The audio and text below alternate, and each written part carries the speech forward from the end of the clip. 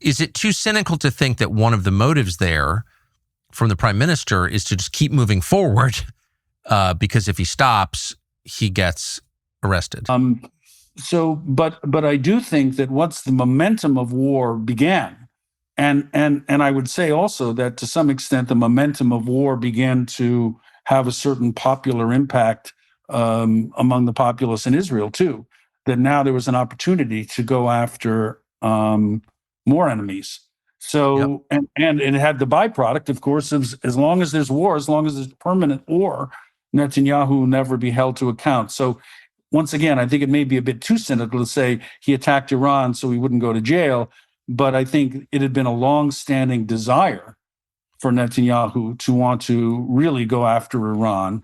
And now, both once he had started the war in Gaza, but also I think with the Trump administration coming to power in 2024, suddenly he had an opportunity. I think it's fair to say that there is a robust group of people who are vehemently anti-Netanyahu and believe he's destroying Israel and destroying democracy in Israel, and indeed making the country a pariah worldwide. I would agree with that point of view. However, I would also say that war has a peculiar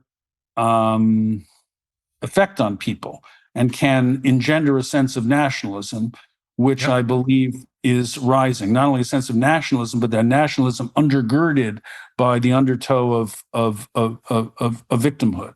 So Netanyahu is very much using that, and I think it would be a mistake to think that he's unpopular.